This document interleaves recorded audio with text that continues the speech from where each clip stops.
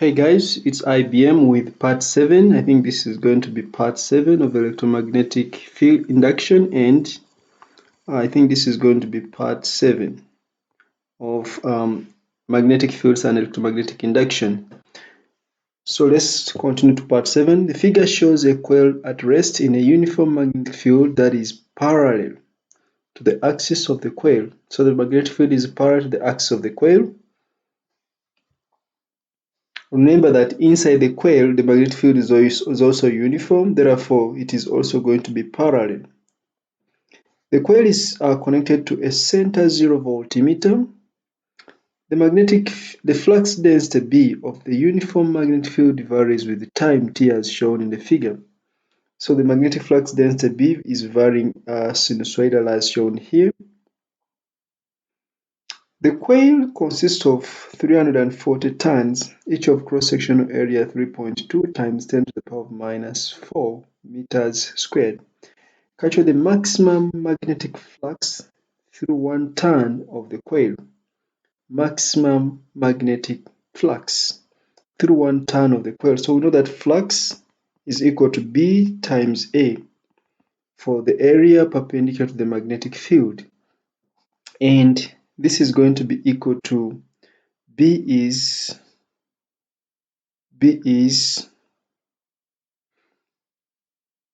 so we have to look for B here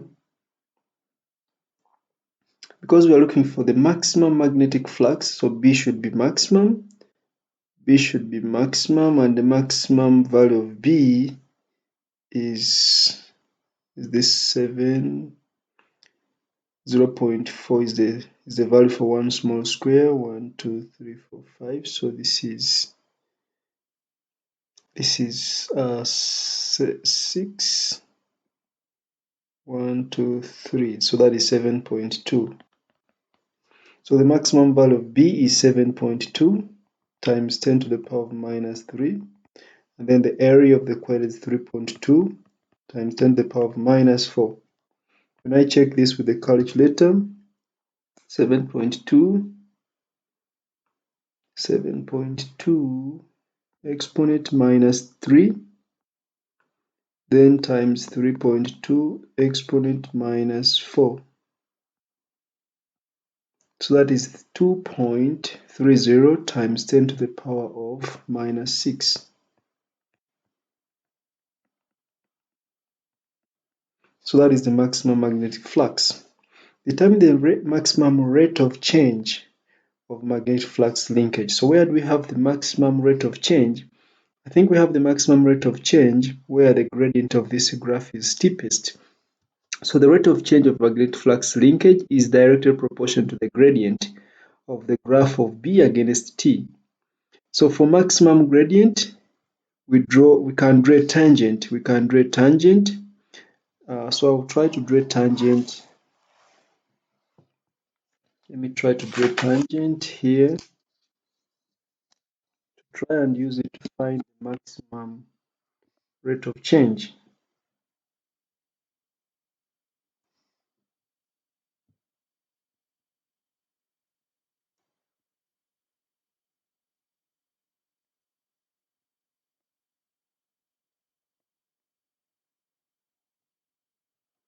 I'm trying to look for a better tangent.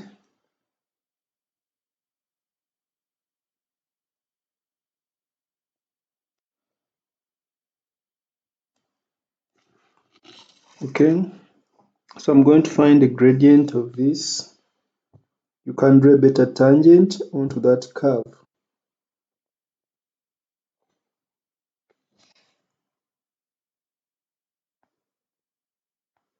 Using a ruler, you can draw a better tangent.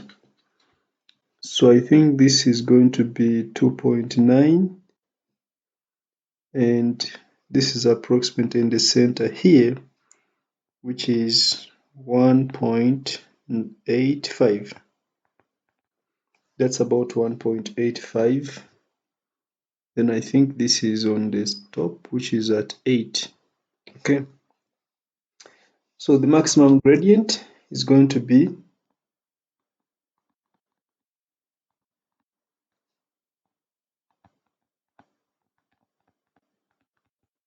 is going to be 8 minus 0 milliteslas divided by the other one is 2.9 minus 1.85. This is which unit is that? Milliseconds. So milli cancels out. So let's say 8 divided by 2.9 minus 1.85. So that is 7.6 teslas per second. So the maximum gradient is 7.6 teslas per second because milli cancels out. Milli cancels out. So that is the maximum gradient. So the maximum rate of change, remember I said the rate of change is directly proportional to the gradient. So what is just missing? Because the rate of change of flux linkage is actually the e.m.f. So the rate of change or maximum rate of change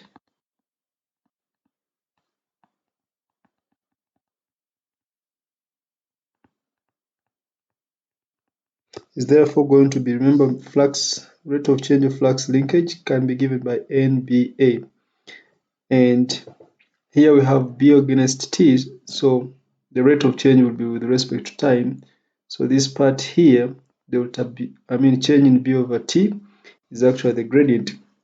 So this is going to be equal to N change in B over T times A, which is actually the same as the gradient times N times A. So the maximum rate of change is going to be the gradient, which is 7.6 teslas per second, then times what was the area? Number of turns was 340.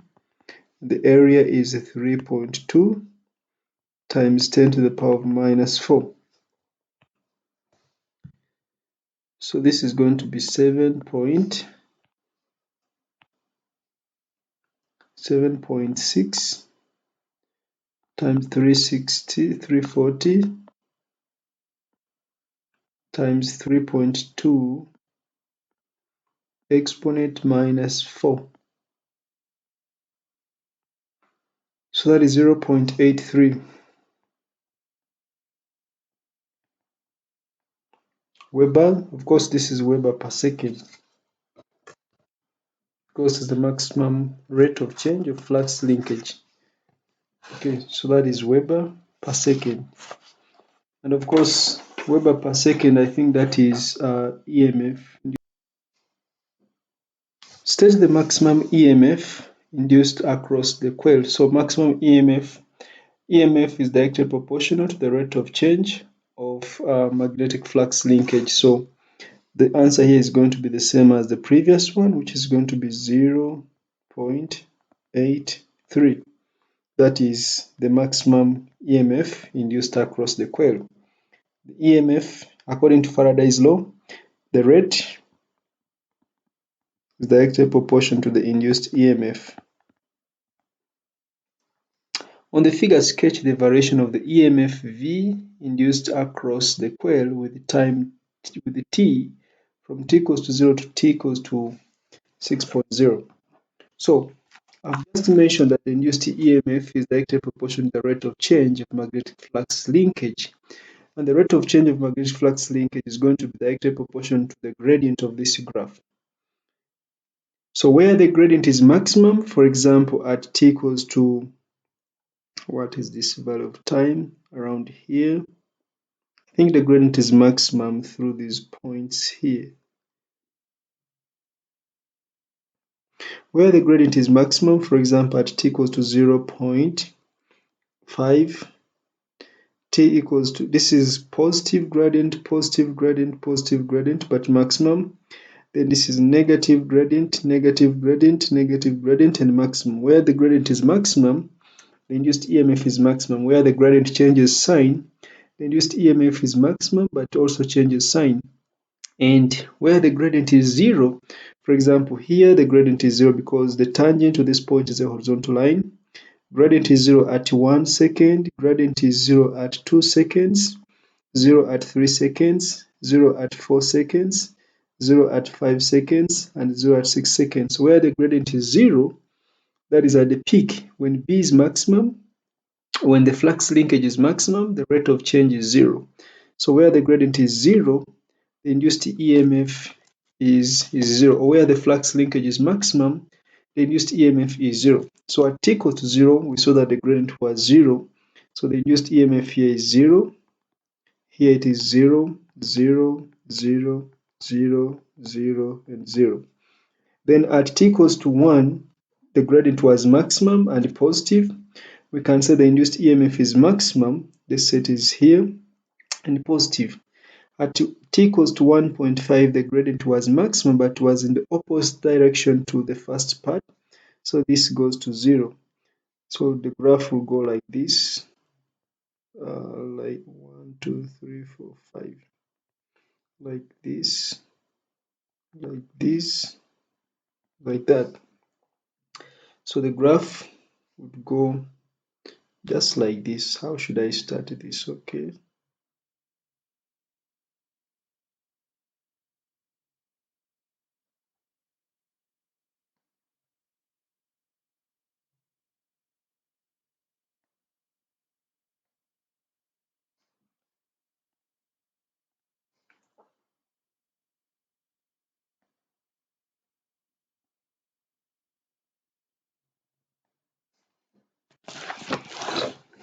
You can sketch a better graph.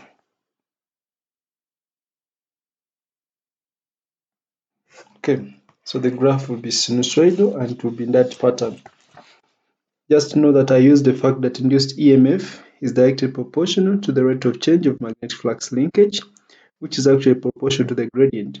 So where the gradient is maximum, the induced EMF is actually going to be maximum, and that is the point where T was 0.5, 1.5, 2.5, and so on and so forth.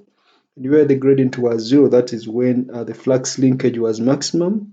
The rate of change of flux linkage was 0.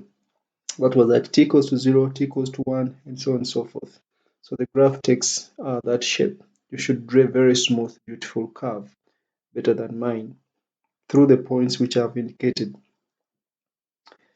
The variation of V with time t can be described by V equals to S sine bt, where A and B are constants. Determine the values of A and B. Give units with your answer. So we just compare with the equation V equals to V naught sine omega t. So it means A equals to V naught, which is actually the amplitude. And the amplitude or the maximum was 0.83 volts. So A equals to 0.83, and that was volts.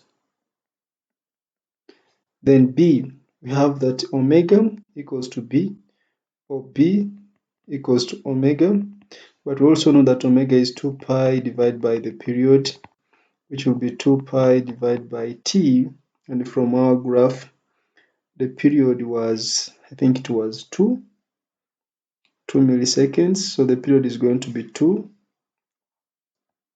times 10 to the power of minus 3 times 10 to the power of minus 3, so I'll check with my calculator. 2 pi divided by 2 exponent minus 3, so that is 1000 pi, which is 3142, which is approximately 3100. So this is 3100. Because this is omega, this is going to be radians per second. Yeah. An object travels in a circle at constant speed. State the name of two quantities that vary during the motion of the object. Quantities which vary, because the speed is constant, then it means it is the velocity which is going to vary, because velocity depends on direction. So the direction keeps changing, therefore the velocity keeps changing. So one of the quantities is velocity. I'm saying since direction changes for a body moving in a circle, the velocity also changes, even though the speed is constant. Then, of course, The other one is going to be angular displacement.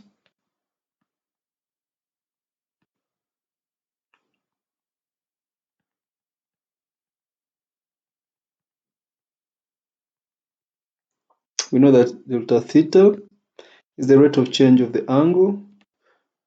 So the angle delta theta keeps on changing. This one depends on S over R, where S is the arc length. S goes on varying even though R is constant. So the angular displacement delta theta also goes on changing. Of course, others such as momentum,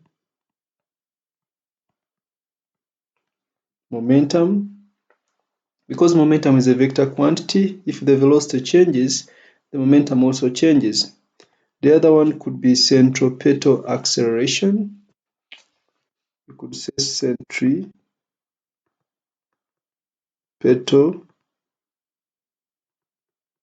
acceleration.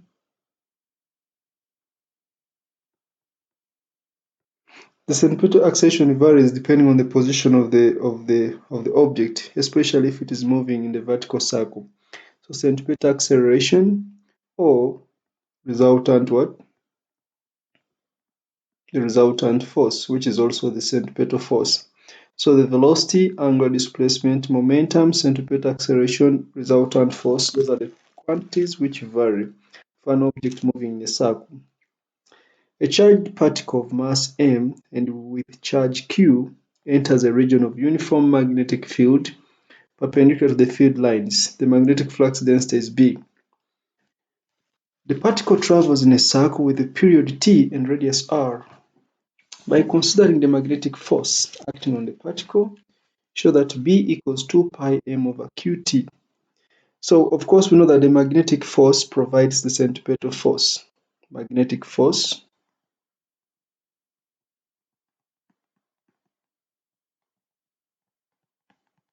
provides centripetal force.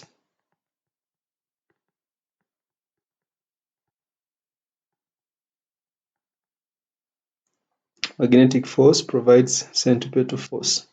So that we know that the magnetic force is given by B QV. Centripetal force is mv squared over r. So making B the subject, B is going to be equal to mv divided by r times q. And we also know from circular motion that V equals to omega r. And omega, we also know that omega is 2 pi divided by t, so this is 2 pi over t times r. So I'm going to make a substitution for V because we don't have V in this expression. So B is going to be equal to m 2 pi r over t, then divided by rq. So you notice that r cancels out. So this is giving me m times 2 pi divided by q times t, which is actually 2 pi m over qt as required. The particle is an alpha particle. What do we know about alpha particles? An alpha particle is a helium nucleus whose mass is 4u, and 1u is 1.66 times 10 to the power of minus 27 kilograms. And the charge of an alpha particle, we know that charge of an alpha particle is plus 2e. Of course, we know that 1e is 1.6 times 10 to the power of minus 19 coulombs. So calculate B. So we shall just substitute. B is going to be equal to 2 pi times 4 times 1.66 times 10 to the power of minus 27 kilograms divided by Q, which is 2 times 1.6 times 10 to the power of minus 19, then times T. T is the period. The period of the circular motion is 2.5 microseconds. So this is 2.5 by 10 to the power of minus 6. Okay, I'll check this with my calculator. So 2 pi times 4 times 1.66 exponent minus 27 divided by 2 times 1.6 exponent minus 19 divided by 2.5 exponent minus 6. So this is giving me 0.052 Teslas. So 0.052 Teslas. The second alpha particle is in the same uniform field. It travels in a circle of radius 2r. State and explain how the periods of the motion of the two particles compare. So the second alpha particle, same mass, therefore same charge, but travels in a circle of radius 2r. So that means B,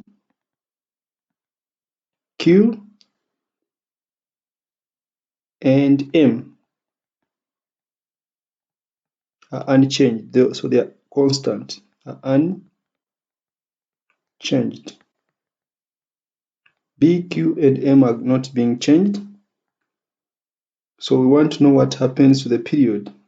So let's check from the equation. Period. From the equation here, B, Q, and M are not changed, and the period is depending on B, Q, and M. So if B, Q, and M are not changed, that means the period is going to be the same. So B, Q, and M are unchanged, so the period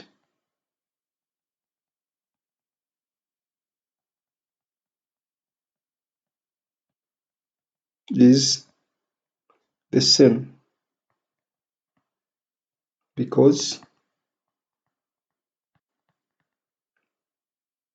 the period is independent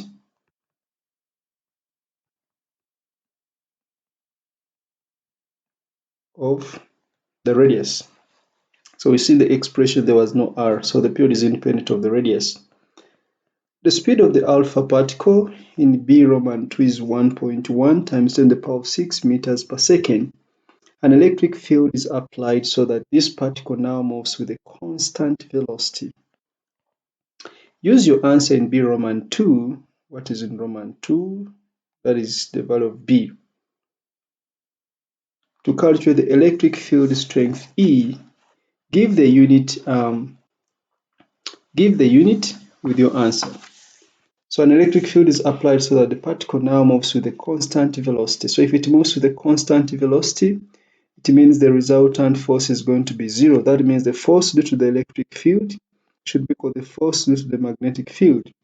So at constant velocity, for constant velocity, the electric force and the magnetic force are going to be equal. Therefore, electric force is charge times electric field strength. The magnetic force is B, Q times V. Because they mentioned constant velocity, resultant force is zero, acceleration is zero. So the forces are equal but opposite. So the electric field strength E is going to be equal to B times V, which when we substitute, we got our B as 0.052, 0.052, and the speed is 1.1 times 10 to the power of 6. We check with our calculator, 0.052 times 1.1 exponent 6.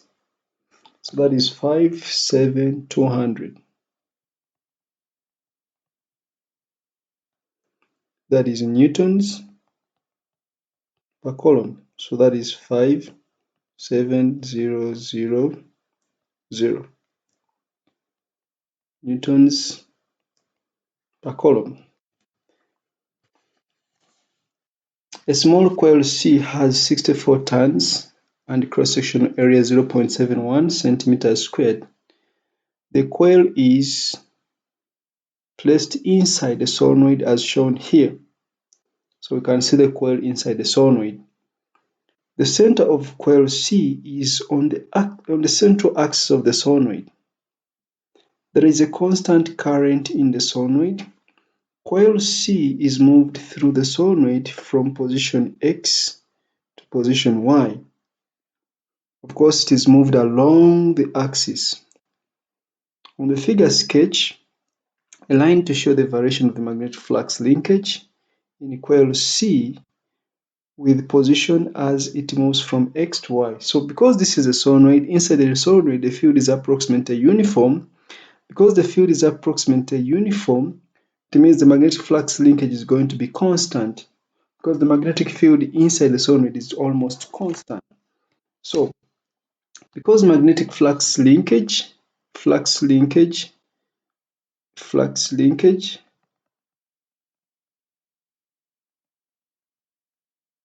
is equal to NBA. The area of the coil is constant, the number of turns is constant, and inside the solenoid the value of B is also constant. So this is going to be a horizontal line. This will be a horizontal line to show that. So they said from X to Y, so the line should be up to the position of Y.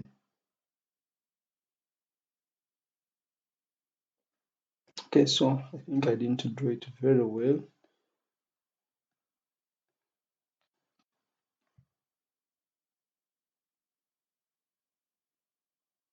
So it is constant and not zero because there's a magnetic field there since there's a current flowing in the solenoid. Explain the shape of your line. I think I've given an explanation. I said inside the solenoid, the value of B is uniform. Magnetic flux linkage is NBA. If B is constant and the number of turns is not changing, the cross-section area is not changing, so moving from X to Y does not change the magnetic flux linkage. It remains constant and not zero. So I would simply say inside a solenoid,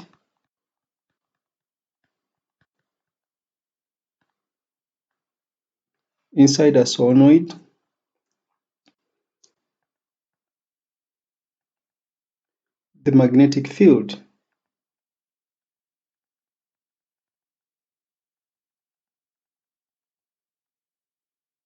is approximately uniform.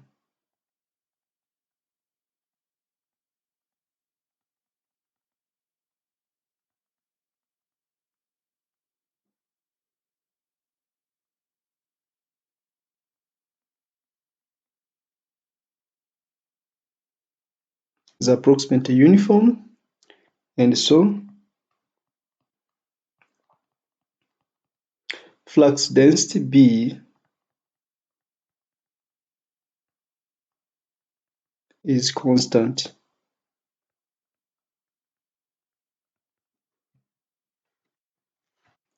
And of course, magnetic flux linkage is proportional to flux density, thus it's constant.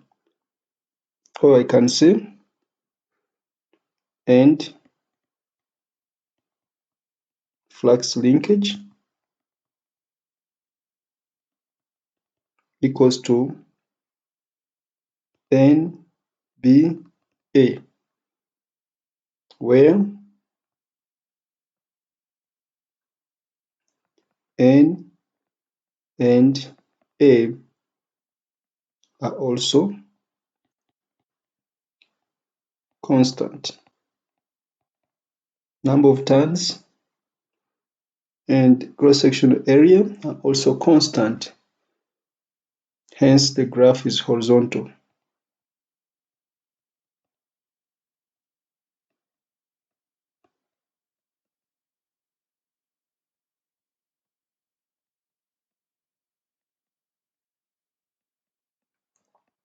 Hence, the graph is a horizontal line at a non-zero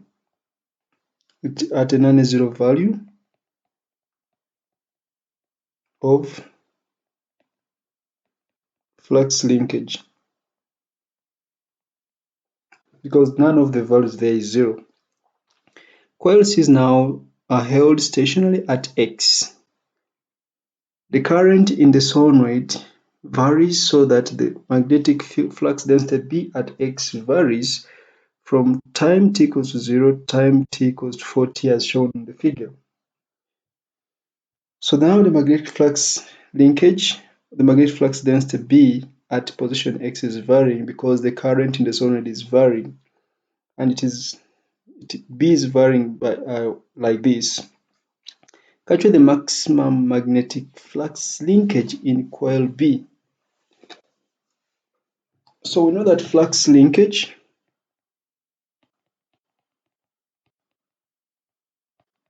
is equal to NBA. For it to be maximum, B must be maximum. Therefore, this is going to be equal to the number of turns 64. So this is 64 times the area times B. The maximum value of B is 0.080. Then times the area. The area of the coil was 0.71 centimeters squared. So we change it to meters squared. So that is 0.71 times 10 to the power of minus 4 to change it to meters squared. So I'll just press my calculator. 64 times 0.08 times 0.71 exponent minus 4. So that is 3.64 times 10 to the power of minus 4. 3.64 times 10 to the power of minus 4 Weber. On the figure, sketch a line to show the induced EMF, E in coil C from t equals to 0 to t equals to 4t. Okay. So of course, we know that EMF is directly proportional to the rate of change of magnetic flux linkage. So that means EMF is going to be directly proportional to the gradient. The EMF is directly proportional to the rate of change of magnetic flux linkage, which is directly proportional to the gradient of B against T. And you notice that from t equals to 0 to t equals to t, the gradient is 0. So that means here the EMF is equal to 0. Then from t equals to time t to t equals to twice t, you notice that here the gradient is, let's say this is 0.08 divided by minus 0.04, so that is 0.04. Then the time interval is 2t minus t, which is t. Then the gradient here is going to be 0.080, and the time interval is 4t minus 2t, which is 2t, which also gives us 0.04 divided by t. So the gradients are the same, only that the signs are opposite. So the values are going to be on opposite sides. So if I represent this on one side, I'll represent the other one on the opposite side. Okay. So for t equals to 0 to t equals to time t, so this is a horizontal line. Use a ruler and make it bold to make it very clear. So for this first part, the gradient was positive. Use a ruler to draw a very beautiful graph. Then for the remaining part, the gradient was negative, but it had the same magnitude, so this should be the same magnitude.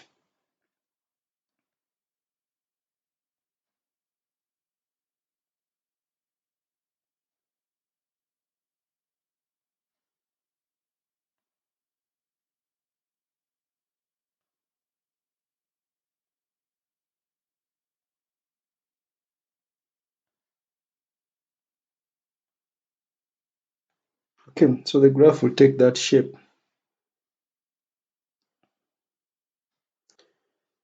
A metal spring rests on a smooth table. The turns of the spring are equally spaced. These are equally spaced. The ends of the spring are connected to a DC power supply as shown in the figure. So that means there is a current flowing there. The spring is connected to a DC power supply using flexible cables. The spring is not under tension. Okay, it is not stretched. With reference to the magnetic fields, describe and explain the change in distance between the turns of the spring when the power supply is first switched on. Of course, when the power supply is first switched on, the current changes from 0 to a certain value. So there's a change in current. There'll be a quick change in magnetic field, which quick change in magnetic field would result into a force, which force is going to affect the coils, either they move further apart or they attract. So if we consider just one coil, two turns of if you just consider two turns of the coil, if current flows in the same direction, then the current is always going to be flowing parallel to each other like this, as demonstrated here. So two adjacent turns in a coil behave like they are now going to be behaving like they are two parallel wires carrying current in the same direction. So they behave like parallel wires carrying current in the same direction, and the current in each turn, the current in each of these wires creates a magnetic field in the neighborhood. So each wire is therefore sitting in a magnetic field caused by the other wire. The current in each turn caused by the current in the current in each turn creates a magnetic field, and each turn therefore sits in the magnetic field caused by the current in the other wire. Therefore, each wire or each turn experiences a force due to the magnetic field of the other. And since the direction of the current is the same, of course, by Fleming's left-hand rule, the force on this wire here due to this might be in this direction, might be actually towards this, and the force on this wire due to this will be in that direction there. For current in the same direction, the force is always attractive using Fleming's left-hand rule. Therefore, the coils are going to come closer, or they are going to experience an attractive force initially, and therefore they will move or get closer. Okay, so I would say that current in the spring creates a magnetic field around the spring.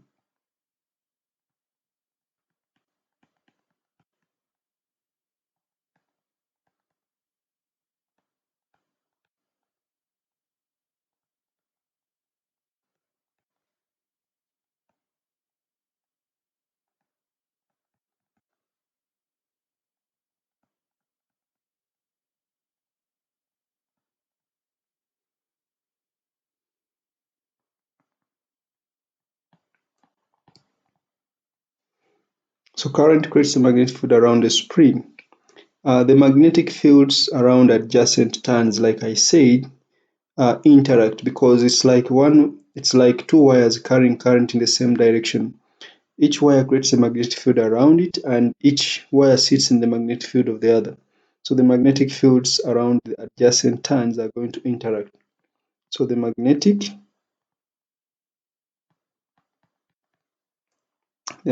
fields around adjacent turns interact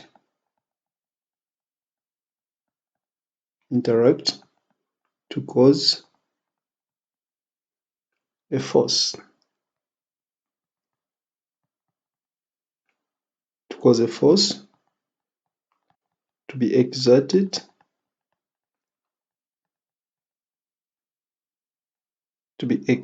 between the turns.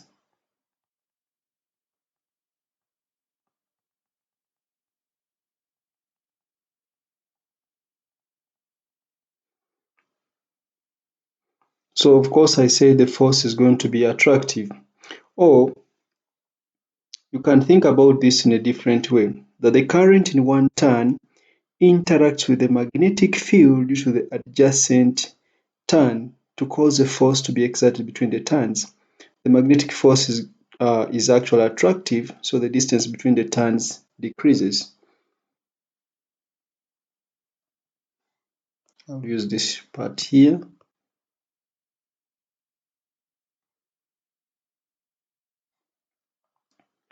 Alternatively, you would say the current in one turn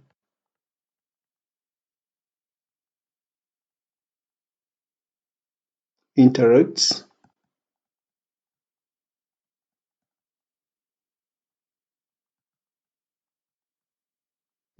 with the magnetic field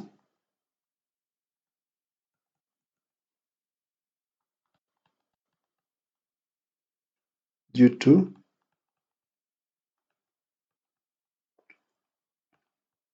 the adjacent turn or the neighboring turn.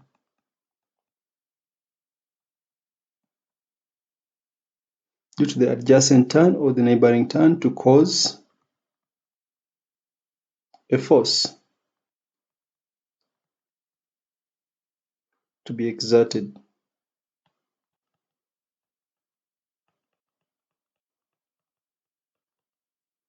Between the turns.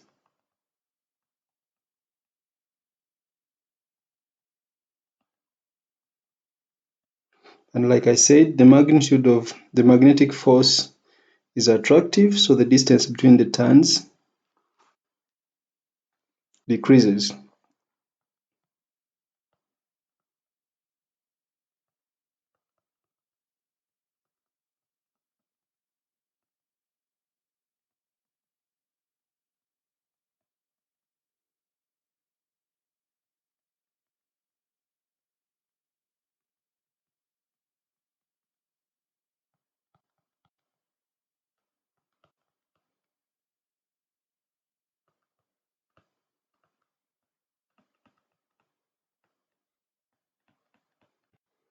Okay, so the magnetic force is attractive by Fleming's left-hand rule. When two wires carry current in the same direction and each wire is hitting the magnetic field of the other, then the magnetic force is attractive, so the distance between the turns of the coil or the turns of the spring is going to decrease. So of course the first mark is there, the second mark there is, the third mark is here, or you can replace this second point with that point there. Okay, let this be the end of part 7. Until next time, bye bye.